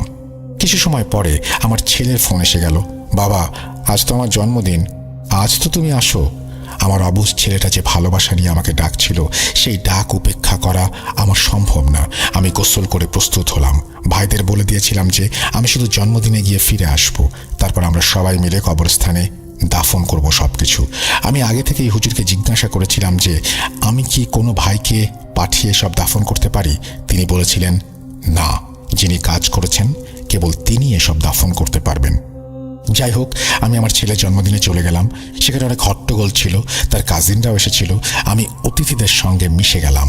30 দিন আমার যে টেনশন ছিল সেটা একটু হলেও কমে গেল। অনেক রিলিফড অনুভব করছিলাম। রাত 11টায় আমি আমার স্ত্রীকে বললাম, আমি এখন চলে যাচ্ছি, কাল এসে তোমাদেরকে নিয়ে যাব। এই বলে আমি গেটের দিকে ফিরে গেলাম। আর আমি যখন মেইন গেটের দরজা খুললাম, তখন পেছন থেকে একটা ছেলে ডাকতে লাগলো। সে দৌড়ে এসে বলল, আঙ্কেল, আপনার ছেলে অজ্ঞান হয়ে গেছে। আমি দ্রুত ভেতরে গেলাম, দেখলাম ছেলে মাটিতে পড়ে আছে। আমি স্ত্রীকে জিজ্ঞাসা করলাম, ওর কি হয়েছে? এখনই তো ভালো ছিল। সে বলল সে কিছুই বুঝতে পারছে না কি হয়েছে ছেলের। আমরা তার মুখের ওপর পানি ছিটাতে লাগলাম, কিন্তু যখন সে সজাগ হয়নি, তখন আমি আমার বউকে নিয়ে হাসপাতালে দৌড়ালাম। হাসপাতালে পৌঁছানোর পর ডাক্তাররা তাকে পরীক্ষা করলেন এবং বললেন ওর হার্টবিট খুব ধীরে চলছে, ওকে তাড়াতাড়ি আইসিইউতে নিতে হবে। আমি আর আমার বউ তো আমাদের সারা হুঁশ জ্ঞান সব হারিয়ে ফেলেছিলাম। আমার ভালো ছেলে যে পুরোপুরি স্বাভাবিক ছিল, হঠাৎ করে অজ্ঞান হয়ে গেল এবং এখন আইসিইউতে শুয়ে আছে। আমি আমার বউ দুজনেই কাঁদছিলাম। আমাদের চারপাশে কি হচ্ছে কিছুই বুঝতে পারছিলাম না। আমার হুঁশ তখন ফিরল যখন আজান হলো। আমি হাসপাতালে টেলিফোন করে, বাসায় ফোন করে আমার আম্মি ও ভাইদের আমার ছেলের কথা জানালাম। আমার ভাই আমাকে বলতে লাগলো, ভাই তুমি কই? আমি তাকে সব কথা বললাম। সে বলল, এখানে বোনের অবস্থা খুব খারাপ। আমি বললাম, সকল জিনিস তুলে নাও আর কবরস্থানে নিয়ে দাফন করে দাও। ভাই আমাকে জানাতে লাগলো যে জিনিসগুলো কোথায়, সে কিছুই খুঁজে পাচ্ছে না। আমি তাকে বললাম সে আলমারিতে যেন দেখে, আমি সেখানেই রেখেছিলাম। সে বলল অনেকবার দেখেছে, কিছুই পাওয়া যায়নি। আমি কথা বলছিলাম, এমন সময় ডাক্তার সাহেব বেরিয়ে এলেন এবং হেসে বললেন, আপনার ছেলের জ্ঞান ফিরে এসেছে। কিন্তু অন্যদিকে ভাই চিৎকার করছিল বোনের অবস্থা খুব খারাপ, আমরা হাসপাতালে নিয়ে যাচ্ছি। আমি তাড়াতাড়ি কলটা কেটে দিলাম এবং ডাক্তার সাহেবকে প্রশ্ন করতে লাগলাম আসলে তার কি হয়েছে। ডাক্তার বললেন ওনারা তাকে পরীক্ষা করেছে, এখনো কোনো কিছু নিশ্চিত করে বলতে পারছে না, তবে এমন কিছুর আলামত পাওয়া যায়নি যেটার কারণে তার অবস্থা এত খারাপ হয়ে গিয়েছিল। আমি আমার বউকে আর শালাকে বললাম তোমরা এখানেই থাকো, আমি আমার বোনকে দেখতে যাচ্ছি, তার অবস্থা খুব খারাপ। কিন্তু আমি যখন অন্য হাসপাতালে পৌঁছালাম তখন আমার বোন এই পৃথিবী ছেড়ে চলে গিয়েছে। আমরা পোস্টমর্টম করতে রাজি হলাম না, কারণ আমরা তো জানতাম তার মৃত্যুর কারণ কি ছিল। এখন এসব দুনিয়ার ব্যাপার স্যাপার জানার পর আমাদের কিছুই করার ছিল না। আমরা সবাই খুব শোকাতুর ছিলাম, আর তারপর থেকেই ওই হুজুরের সাথে আমাদের কোনো যোগাযোগ হয়নি। 2-3 মাস পরে আমি খুলনা গেলাম। একদিন আমি হুজুরের সঙ্গে দেখা করতে গেলাম। যখন আমি তার কাছে পৌঁছালাম সে তার জায়গা থেকে উঠল এবং আমাকে আসতে বলল। সে বলতে শুরু করলো সে জানে আমার বোনের সাথে কি হয়েছে এবং সব কিছু আমার একটি ছোট ভুলের জন্য হয়েছে। আমি বললাম হুজুর, ওই রাতে তো আমার বাচ্চাটা প্রায় মারাই যাচ্ছিল, তাকে আইসিইউ অবধি নেওয়া হয়েছিল। তিনি বললেন এটা তারই অর্থাৎ সেই জিন্নাতেরই কাজ ছিল এবং সে এতে সফল হয়েছে। আসলে হুজুর ঠিকই ছিলেন, কারণ যখন আমার ছেলের সম্পূর্ণ বডি চেক আপ করা হয় তারপরে যে রিপোর্ট এসেছিল সেখানে সবকিছু স্বাভাবিক ছিল। যখন আমি রিপোর্ট দেখলাম তখন ডাক্তারদের ওপর অনেক চাপ দিয়েছিলাম আর বলেছিলাম সত্যি বলতে যে ওই রাতে আমার ছেলের সাথে কি হয়েছিল। তারা বিরক্ত হয়ে বলেছিল তারা সব পরীক্ষা করে দেখেছে আর সব কিছুই নর্মাল, কিছুই হয়নি, মনে হয় দুর্বলতার কারণে অচেতন হয়ে গিয়েছিল। আমি জানতাম ডাক্তাররা অজুহাত বানাচ্ছে, কারণ যখন তাদের কাছে কিছু থাকে না তখন সব কিছু দুর্বলতা আর স্ট্রেসের ওপরে ফেলে দেয়। যে জিন্নাত আমার বোনের ওপর ছিল সে আমার ছেলের সাথে এই কাজ করে আমার মনোযোগ সেই দিকে নিয়ে গিয়েছে আর আমরা সেই চিকিৎসা সম্পূর্ণ করতে পারিনি। আমি এরপর বলেছিলাম আমি সেই জ্ঞান অর্জন করতে চাই জিন্নাতের বিরুদ্ধে যুদ্ধ করার জন্য। আমি চাই যেভাবে আমি আমার বোনকে হারিয়েছি কেউ যেন এই কষ্টের মধ্যে না পড়ে। হুজুরও রাজি হয়ে গেলেন এবং আমি পরের 6 মাস তাদের সাথে কাটালাম। তারা আমাকে অনেক কিছু শেখালেন আর কাজও করালেন এবং 17 মাস পরে আমি এতটা সক্ষম হয়ে গেলাম যে মানুষের চিকিৎসা করতে পারি। তারপর আমার অবস্থাও যেন বদলে গেল। আমি দাঁড়িয়ে রাখলাম, 5 ওয়াক্ত নামাজি হয়ে গেলাম, সবসময় কুর্তা পায়জামা পরা অবস্থায় থাকলাম, মাথায় নামাজের টুপি থাকতো সবসময়। বাড়ির লোকেরা আমার চেহারা দেখে অবাক হয়ে গিয়েছিল।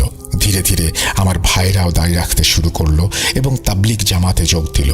এরপর 5 বছর এভাবেই কাটলো। আমি মানুষের চিকিৎসা করতে এগিয়ে গিয়েছিলাম। সেই ওয়াজিফার কথা আমি চিৎকার করে বলতাম যে আমি শিখেছিলাম। যখনই কোনো রুগী আমার সামনে আসতো আমি সেই ওয়াজিফা মনে মনে 2 বার বলতাম। তারপর আমাকে স্পষ্ট সংকেত দিত এর কোনো রোগ আছে কি নেই, আর সেই সংকেত সবসময় 100% সঠিক হতো। আলহামদুলিল্লাহ, এখন এই 5 বছরে আমার কাছে প্রচুর কেস এসেছে। এখন আমি সব কাহিনী বলতে পারবো না, শুধু একটি ঘটনা বলবো যার পর আমি চিকিৎসা করা বন্ধ করে দিয়েছিলাম। একদিন কিছু লোক আমার কাছে একটি মেয়েকে নিয়ে এলো। মেয়েটি দেখতে নর্মালি মনে হচ্ছিল, কিন্তু আমি যখন তার ইস্তেখারা করলাম তখন দেখা গেল যে কিছু জিন্নাতি প্রভাব তার উপর আছে এবং সেই প্রভাব মোটামুটি শক্তিশালী ছিল। আমি যখন তাকে এখানে নিয়ে আসলাম সে একদম পাগলের মতো হয়ে গিয়েছিল। বিশ্বাস করবে কেউ তার উপর কে হাজির হয়েছিল? সেই জিন্নাত যে আমার বোনের ওপরে আসতো।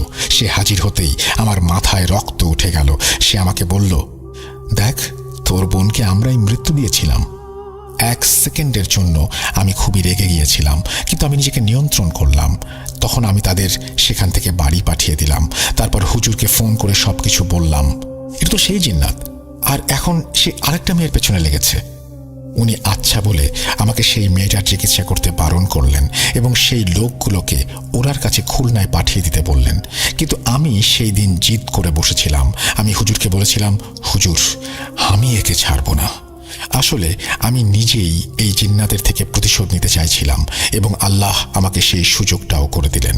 হুজুর আমাকে বোঝাতে লাগলেন, বাবা তুমি এত শক্তিশালী নাও যে এর মোকাবেলা করতে পারবে। কিন্তু আমি জিদ ধরে রইলাম। তখন হুজুর চুপ করে গেলেন এবং আমাকে কিছু উপদেশ দিলেন যে আমি যেন 3 দিন ব্যাপী ওনার শিখিয়ে দেয়া সেই ওয়াজিফা পড়ি। ওনার কথা মতো 3 দিন আমি ওনার শিখিয়ে দেয়া ওয়াজিফা পড়লাম।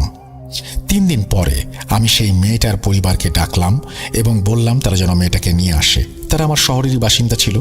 আমার কাছে এসে মেয়েটা ঘরে ঢুকলো, তখনই উদ্ভট আচরণ করতে শুরু করলো। আমাকে নানানভাবে খারাপ কথা বলতে লাগলো। আমাকে বলল, দেখ, তুই তো তোর বোনকেও মেরে ফেলেছিস, এবার এই মেয়েটাকেও মারবি। সে আমার চুল ধরে ভৎসনা করতে লাগলো আর নিজের মনে বিড়বিড় করে কি যেন পড়তে লাগলো। তার চিৎকার চেঁচামেচি অনেক দূর পর্যন্ত শোনা যাচ্ছিল। তার চিৎকার শুনে আমাদের এলাকার লোকজন আমাদের বাড়ির বাইরে এসে দাঁড়িয়ে গিয়েছিল। আমি 5 ঘন্টা ধরে লাগাতার কাজ করতে লাগলাম, আর আমার ওপরেও কেমন একটা উন্মাদনা চেপে বসেছিল। 5 ঘন্টা পর সে যেতে রাজি হলো এবং আমাকে বলল, আমি যাচ্ছি, কিন্তু আমি তোর থেকে এর প্রতিশোধ অবশ্যই নেব। আমার জীবনে আর একটা ঘটনা ঘটল। আমার ছোট ছেলে, যার বয়স তখন 5 বছর, জ্বর উঠল এবং জ্বর এতটাই তীব্র হয়েছিল যে সেই সন্ধ্যাতে মারা গেল। আমাদের ঘরে শোকের ছায়া নেমে এলো। তার জানাজা শেষে লাশটা বাইরে রাখা ছিল। আমি তার পাশে বসেছিলাম। তখন আমি দেখলাম সেই মেয়েটি যে আমাদের এলাকায় থাকতো এবং যার চিকিৎসা আমি গতকালই করেছিলাম, সে আমার ঘরে ঢুকলো এবং আমার কাছে এসে দাঁড়ালো। তারপর আমার কাছে এসে পুরুষালী গলায় বলল যে, দেখলি আমাদের শক্তি? আমি বুঝতে পারলাম সেই জিন্নাতের কাজ। এই মেয়েটার ওপর আবার সে ফিরে এসেছে। সে হাসতে হাসতে সেখান থেকে চলে গেল। তারপর আমি শুধু মহল্লা নয়, শহরটাও বদলে ফেললাম। আমি আর সেই স্মৃতিগুলোর কাছেও যেতে চাচ্ছিলাম না। এরপর আমি আর কারোরই চিকিৎসা করিনি এবং ওই হুজুরের সাথেও আর কোনো যোগাযোগ রাখলাম না। হ্যাঁ, একটা কথা হয়তো আমি বলতেই ভুলে গেছি। আমি হুজুরকে জিজ্ঞাসা করেছিলাম যে আমার বোনের সাথে আসলে কি সমস্যা হয়েছিল। যদিও তিনি আমাকে কিছু বলতে রাজি হননি, তবুও বলেছিলেন, বাবা, এখন তোমার বোন এই দুনিয়াতে নেই, এটাই কঠিন সত্য। এর বেশি কিছু জানতে চেয়েও না, আমি বলতে পারবো না। আসলে এই ঘটনা বলার উদ্দেশ্য হলো আমাদের আজকালকার আধুনিক মেয়েদের মধ্যে যারা মনে করেন যে জাদু জিন কিছুই নেই, তাদের এই ঘটনাটি একটি শিক্ষা দেবে। এটা এত ভয়াবহ একটা জগৎ যে আমরা কল্পনাও করতে পারি না। আমি আমার 2 কাছের মানুষকে এর কারণে হারিয়েছি। আমি তো এই ঘটনাগুলো খুব সংক্ষিপ্ত করে তোমাদের কাছে বললাম। যদি আমি আমার 5 বছরের সব ঘটনাগুলো লিখতে বসি, তাহলে হয়তো পুরো একটা বইও কম পড়বে। শুধু এটুকু বলবো, এসব ব্যাপারে উপহাস করো না কখনো।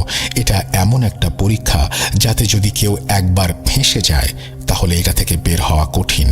পুরো পরিবারগুলো নিঃস্ব হয়ে যায়, মানুষের রোজগার বন্ধ হয়ে যায়, একে অপরের প্রতি ঘৃণা ও প্রতিহিংসায় লিপ্ত হয়ে যায়। তাই সাবধান, কখনো বিদ্রূপ করবে না। তোমাদের সবাইকে আল্লাহ হেফাজত করুন। আল্লাহ হাফিজ। আসসালামু আলাইকুম রাসেল ভাইয়া ও প্রিয় শ্রোতাবৃন্দ, কেমন আছেন আপনারা? আশা করছি পরম করুণাময় আল্লাহ পাকের রহমতে আপনারা সবাই অনেক ভালো আর সুস্থ আছেন। আমি সিফাত আলম হাজির হয়েছি হেরে যাবে না মা ঘটনাটির 2য় পর্ব নিয়ে। রাসেল ভাইয়ের কাছে এই ঘটনার ভেতরের ভুল ত্রুটির জন্য ক্ষমা প্রার্থনা করে সরাসরি চলে যাচ্ছি ঘটনায়।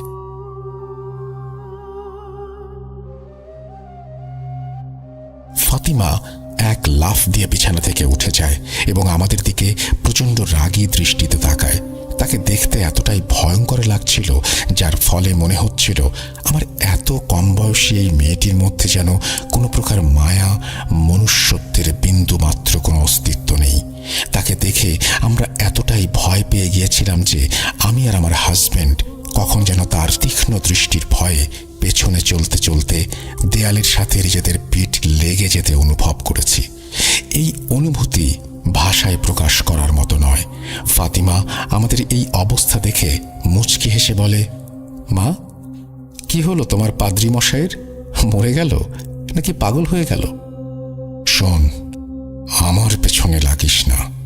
আমি কে আর আমি কি করতে পারি তার কোনো আন্দাজ তোদের নেই। আমার মেয়ের এমন কথা শুনে আমি হাউমাউ করে কেঁদে ফেলি, কেননা এই আওয়াজ আমার মেয়ের না। এই আওয়াজ আমার জন্য বড়ই অচেনা। এই আওয়াজ কোনো পুরুষের, আমার মেয়ের কণ্ঠে কোনো এক পুরুষের কণ্ঠ শোনা যাচ্ছে। আমি এসব নিতে পারছিলাম না, অনবরত কেঁদেই চলেছিলাম। অন্যদিকে ফাতেমা হাসতে হাসতে ওপরের ঘরে চলে গেল আর আমরা অ্যাম্বুলেন্সের অপেক্ষা করতে লাগলাম। একটু পরে অ্যাম্বুলেন্স এসে গেল এবং চার্চ থেকে কিছু লোকজন নিয়ে পাদ্রী সাহেবের সহকারীও এসে উপস্থিত হলেন। আমি বেশ চিন্তায় ছিলাম, কেননা আল্লাহ না করুন পাদ্রী সাহেবের কিছু হয়ে গেলে তো সব দোষ আমাদের ওপরেই চলে আসবে, কেননা তিনি কোনো অফিসিয়াল রিকোয়েস্টে বা চার্চকে অভিহিত করে সেখান থেকে আসেননি, বরং আমার হাজবেন্ডের সাথে পরিচিতির খাতিরেই তিনি এসেছিলেন। এসব ভাবতে ভাবতেই পাদ্রীকে অ্যাম্বুলেন্সে তুলতে সাহায্য করছিলাম আমরা। অ্যাম্বুলেন্স তাকে নিয়ে হাসপাতালের উদ্দেশ্যে রওনা হলো, আর আমরাও বাকি সবার সাথে রওনা দিলাম। হাসপাতালে পৌঁছালে পাদ্রী সাহেবের চিকিৎসা শুরু হলো। ডাক্তার তাকে ভালোভাবে পরীক্ষা করে দেখলেন বেশ কিছুটা সময়। পরীক্ষা নিরীক্ষা শেষে তিনি আমাদের অভয় দিয়ে বললেন, উনি অজ্ঞান হয়ে আছেন। আমরা ওনার চিকিৎসা শুরু করে দিয়েছি, আশা করি দ্রুতই ওনার জ্ঞান ফিরে আসবে, চিন্তা করবেন না। পাদ্রী সাহেবের জ্ঞান ফেরার জন্য আমরা চাতক পাখির মতো অপেক্ষা করছিলাম। এই অপেক্ষা ছিল বেশ দীর্ঘ। দেখতে দেখতে 3, 4, 5 এভাবে ক্রমান্বয়ে 9 দিন পর পাদ্রী সাহেবের জ্ঞান ফেরে। কিন্তু জ্ঞান ফিরে আসার পর তাকে যেন আর চেনাই যাচ্ছিল না। তার শরীরের অবস্থা মোটেও ভালো ছিল না। তিনি বিড়বিড় করে শুধু নিজের জীবনের নানা বিষয় নিয়ে কথা বলছিলেন, এবং তার মুখ থেকে শুধু একটি কথাই বের হচ্ছিল, আর তা হলো, বাঁচাও, আমাকে বাঁচাও, লুসিফারের হাত থেকে কেউ তো আমাকে বাঁচাও, সে আমাকে জাহান্নামের আগুনে পুড়িয়ে মারবে। না, আমি মরতে চাই না, মরতে চাই না, আমি দয়া করে বাঁচাও, আমি আর কখনোই ওর মুখোমুখি হব না, আমাকে ছেড়ে দাও, ছেড়ে দাও। এখানে লিসেনারদের বুঝার সুবিধার্থে একটি কথা বলে রাখছি, লুসিফার আর ইবলিস আলাদা কেউ নয়, বরং দুজনেই এক। খ্রিস্টান ধর্মের অনুসারীগণ ইবলিশকেই লুসিফার নামে আখ্যায়িত করে থাকেন, যাকে আমরা ইবলিস বা শয়তান নামে চিনি। পাদ্রী সাহেব খ্রিস্টান ধর্মের অনুসারী হওয়ায় ইবলিশ বা শয়তানকেই লুসিফার সম্বোধন করছিলেন। ঘটনায় ফেরা যাক। আমরা পাদ্রী সাহেবের কথাগুলো শুনে এতটাই ভয় পেয়ে গিয়েছিলাম যে আমাদের গলা শুকিয়ে আসতে শুরু করে, শরীর যেন অসাড় হয়ে যাচ্ছিল। চার্চের অন্যান্য লোকগুলো আর পাদ্রীর সহায়ক বারবার পাদ্রী সাহেবকে বলছিলেন, দয়া করে এর নাম নেবেন না, আপনি কেন বারবার এর নাম উচ্চারণ করছেন? এসব দেখে আমরা আর সহ্য করতে পারছিলাম না। তাই আমরা পাদ্রী সাহেবকে হাসপাতালের যে কেবিনে রাখা হয় সেই কেবিন থেকে দ্রুত বের হয়ে আসি। বের হয়ে এসে আমরা পাদ্রী সাহেবের সহকারীর সাথে কথা বলি। তিনি বেশি কিছু বলেন না, শুধু একটা কথাই বলেন। তিনি বলেন তিনি ফাতেমার অবস্থার কথা বিশপকে জানিয়ে দিয়েছেন, এখন তিনি এর কোনো না কোনো সমাধান অবশ্যই বের করবেন। আমরা বাড়ি ফিরে আসি। এই কয়দিন ফাতিমাকে তেমন একটা দেখিনি। নিজের রুমে সারাক্ষণ ঘুমিয়েই কাটিয়েছিল সে। দেখে মনে হচ্ছিল যেন জীবিত কোনো লাশ বিছানার সাথে এঁটে আছে। বুকের ভেতরের যন্ত্রণার পরিমাণ ধীরে ধীরে যেন বেড়েই চলছিল। দুর্বিষহ হয়ে উঠছিল এক একটি দিন, এক একটি সেকেন্ড। তাও হাল ছাড়িনি, আল্লাহর ওপর আস্থা রেখেই দিন কাটাতে থাকি, আর পাদ্রী সাহেবের সহকারীর বলা কথার প্রেক্ষিতে অপেক্ষা করতে থাকি। এই অপেক্ষাও ছিল দীর্ঘ, অনেক দীর্ঘ। আমি জানি অনেকেই ভাববেন কেন আমি মুসলমান হয়েও একজন পাদ্রীর সাহায্য নিয়েছি আর নিতে চাচ্ছি, কিন্তু জীবন যখন ধ্বংসের দিকে চলে যায় তখন সামান্য আশার প্রদীপটার দিকে তাকালেও যেন মনে হয় সেই প্রদীপে জ্বলতে থাকা ক্ষীণ আলোটাই যেন দাও দাও করে জ্বলছে। সমুদ্রের মাঝে ঝড়ের কবলে পড়া কোনো নাবিক যেমন ছোট কোনো কাঠের টুকরোকে অবলম্বন করেন, ঠিক তেমনটাই আমিও আমার হাজবেন্ড করেছিলাম। এই জন্যই আমি ঘটনার শুরুতেই বলেছি, দয়া করে ঘটনাটি মায়ের দৃষ্টিকোণ থেকে দেখবেন। আমার মাথায় শুধু একটা চিন্তাই ছিল, আর তা হলো আমার এত অপেক্ষা আর ধৈর্যের ফলাফল আমার এই সন্তান, তার যেন কোনো ক্ষতি না হয়, সে যেন একেবারে সুস্থ হয়ে যায়, ঠিক যেন তেমন ফাতিমা যাকে আমি চিনি। অন্যদিকে এটাও সত্যি যে আমি মুসলমানদের কাছ থেকেও সাহায্য নিয়েছি। আগেই বলেছি আমার মায়ের সাথে আমার এসব ব্যাপারে প্রতিনিয়তই কথা হচ্ছিল। আমি আম্মাকে বলছিলাম যদি কোনো হুজুর পাওয়া যায় তাহলে এসব সমস্যার সমাধান করতে বলুন, রুকাইয়া করতে জানে এমন কারো খবর দিন। আম্মা যেন আমাকে ফোনে তাদের সাথে যোগাযোগ করিয়ে দেন সেই জন্য অনুরোধ করেছিলাম। বাংলাদেশ থেকে নিজ ঘরে বসে ট্রিটমেন্ট করতে পারলে আমি তাতেও রাজি ছিলাম। একদিন দুপুরে আমি রান্নাবান্না শেষ করে জোহরের সালাত আদায়ের জন্য প্রস্তুতি নিচ্ছি। এমন সময় আম্মার ফোন আসে বাংলাদেশ থেকে। আমি কোনো রকমে তড়িঘড়ি করে ফোন রিসিভ করি। আম্মা বলেন তিনি এক হুজুরকে আমাদের বাসায় নিয়ে এসেছেন, তার খুব বেশি প্রশংসাও নাকি তিনি শুনেছেন। আমি আম্মার কাছে মার্জনা প্রার্থনা করে নামাজের পর আম্মাকে ফোন করব বলে জানাই। আম্মা হুজুরকে বসতে বলেন, আর আমি আমার সালাত আদায়ের পর আম্মার সাথে যোগাযোগ করি। আম্মা আমাকে হুজুরের সাথে কথা বলিয়ে দেন। হুজুরকে আম্মা আগেই সব জানিয়ে রেখেছিলেন, তাও আমি নিজের মতো করে তাকে সবটা জানাই। আমার কথা শুনে তিনি বলেন, আপনার মেয়ের সাথে আমাকে কথা বলিয়ে দিন। আমি বললাম, ও তো আপনার সাথে কথা বলবে না। আমার কথা শুনে তিনি বললেন আমি যেন ফাতিমার কাছে ফোন নিয়ে যাই। আমি হুজুরের কথা মতোই ফাতিমার ঘরে ঢুকলাম ফোন নিয়ে। সে বিছানায় বসেছিল এবং অদ্ভুত ভাষায় কিছু একটা বলছিল যা আমার বোধগম্য হয়নি। আমি ওর কাছে গিয়ে ফোনটা ওর কানে ধরিয়ে দিলাম। কিন্তু যে ব্যাপারটায় সব থেকে বেশি অবাক হলাম সেটা ছিল ফাতিমার বলা প্রথম কথা। ফাতিমা হুজুরকে তার নাম ধরে সম্বোধন করে, যা কখনোই তার জানার কথা নয়, কেননা আমি নিজেই ওনার ব্যাপারে আম্মাকে এখনো কিছু জিজ্ঞেস করিনি।